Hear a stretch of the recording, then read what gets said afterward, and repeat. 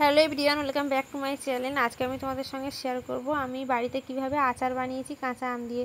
তো আমগুলো প্রথমে বোঁটা কেটে জলের মধ্যে দিয়ে দিয়েছি, দেখো। তারপরে আটাটা বের হয়ে যাওয়ার পর আমি জল থেকে তুলে নিয়ে আমগুলো ভালো করে মুছে নিয়েছিলাম যাতে আমের গায়ে জল না লেগে থাকে। তো তারপর আমগুলোকে আমি কেটে নিয়েছি, দেখো, ছাড়িয়ে নিয়েছি। তারপরে কেটে নিয়ে লবণ আর হলুদ মাখিয়ে আমি রোদ্দুরে দিয়ে দিয়েছি।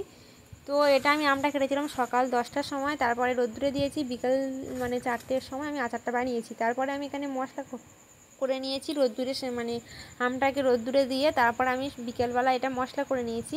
কী কী মশলা করেছি দেখো, জিরে, মৌরি, শুকনো লঙ্কা, তেজপাতা, সর্ষে, কিছুটা পরিমাণ নিতে হবে, যতটা আমি আচার বানাবো সেই পরিমাণ বুঝে। তো আমি বেশি করে একটু মশলাটা করেছিলাম, পরে কোনো আচার করলে তাতে দেবো বলে।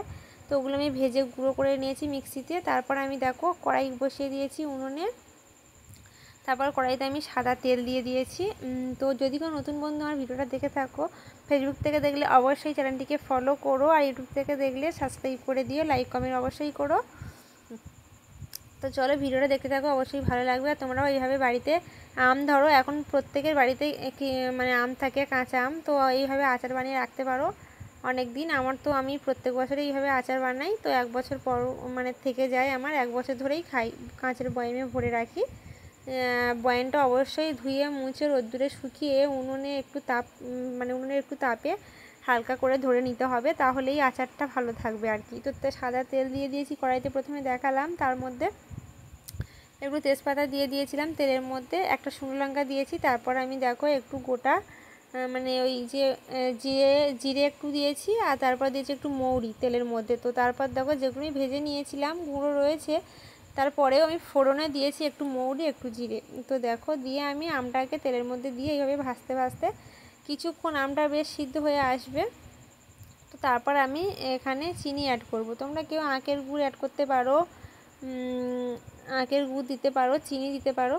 তো আমার কাছে ছিল চিনি, তো আমি চিনি দিয়েছি। আগের বছর করেছিলাম আখের গুড় দিয়ে, বেশ ভালোই হয়েছিল। তো আমার কাছে এখন এবছর আমি চিনি এনেছি, চিনি আনতে বলেছিলাম, তো সেইভাবে চিনি এনেছিল। তো আমের মধ্যে দেখো আমটা প্রায় অনেকটা সিদ্ধ হয়ে এসছে, ভাজা ভাজা হয়ে এসছে, তার মধ্যে আমি চিনিটা দিয়ে দিয়েছি।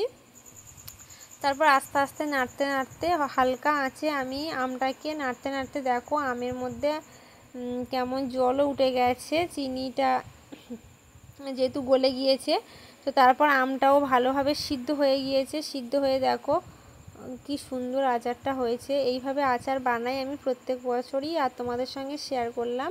তো তোমরা এইভাবে বাড়িতে আচার বানিয়ে রাখতে পারো, সংরক্ষণ করে প্রায় 1 বছর খেতে পারবে যখন ইচ্ছা হবে তখন। তো আমি এইভাবে আচার বানিয়েছি, দেখো আচারের কালারটাও সুন্দর এসেছে, আচারটা খুব সুন্দর হয়েছে, টেস্টও দারুণ হয়েছে।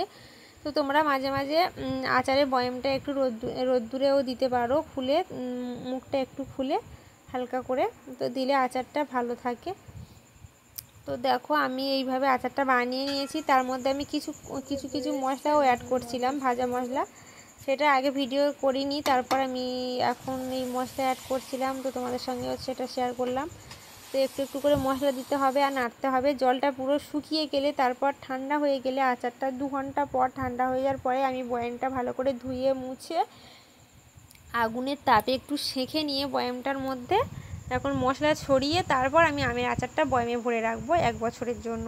তো দেখো আমি এখানে আমসত্ত্ব বানিয়েছিলাম, তো তার সঙ্গে একটু ভিডিও রেখেছিলাম, তোমাদের সঙ্গে শেয়ার করলাম। তো দেখো বয়ামে মশলা দিয়েছি, এবারে আচার ভরে রাখবো। টাটা।